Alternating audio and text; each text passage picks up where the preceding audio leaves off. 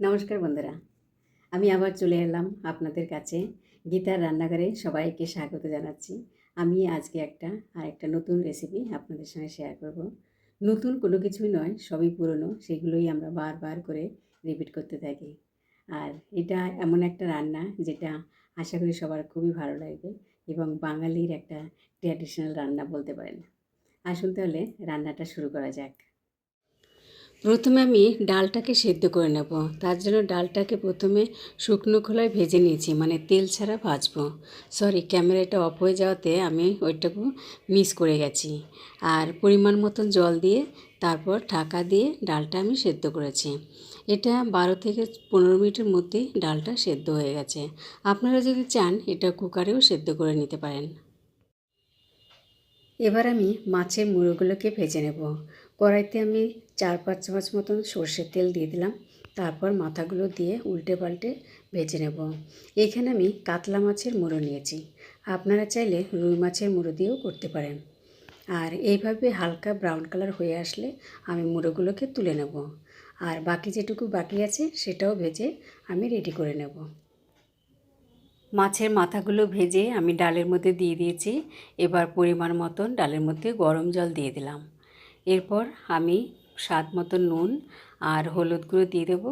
তারপর ডাল আর মাথার সঙ্গে বেশ ভালো করে মিশিয়ে নেব।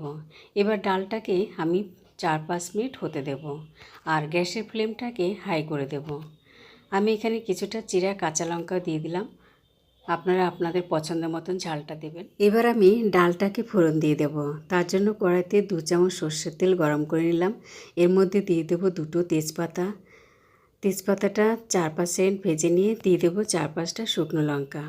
শুকনো লঙ্কাগুলো 15-20 সেকেন্ড ভেজে নিয়ে তারপর দিয়ে দেবো 1/2 চামচ গোটা জিরে। আর জিরের থেকে যখন একটা সুগন্ধ বেরোবে তখন দিয়ে দেবো আমি আদাটাকে আমি থেতো করে রেখেছিলাম। প্রথমে আদার রসটাকে আমি ডালের মধ্যে চিপড়ে দিয়ে দিলাম। তারপর আমি তেলের মধ্যে দেব। 2-3 সেকেন্ড ভেজে নিয়ে তারপর আমি ডালটাকে এর মধ্যে ঢেলে দেব।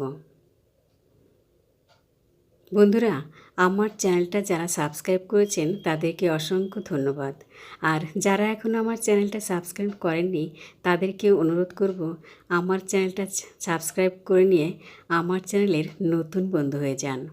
আর হ্যাঁ, বেল সাইনটা অন করে রাখবেন যাতে নতুন নতুন রান্নার রেসিপি খুব সহজেই আপনার কাছে বা আপনার মোবাইলে চলে যায়।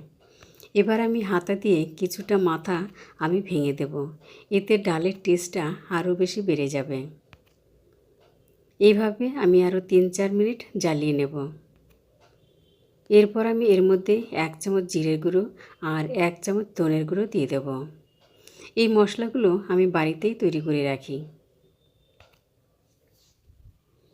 আরও 2 মিনিট মতন জ্বালিয়ে নিয়ে তারপর ডালটাকে নামিয়ে নেব।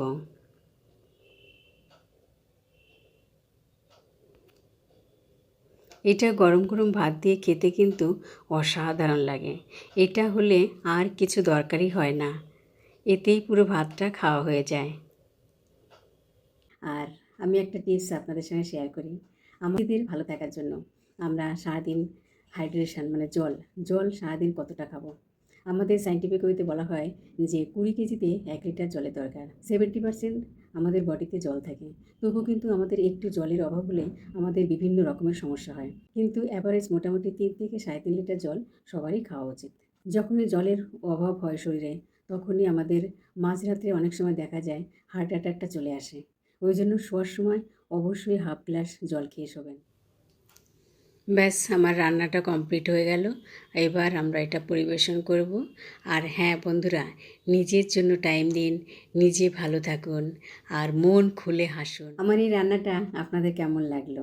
যদি ভালো না লাগে তাও কিন্তু চ্যানেলটাকে সাবস্ক্রাইব এবং লাইক করে নেবেন। সবাই খুব ভালো থাকবেন, সুস্থ থাকবেন। ধন্যবাদ।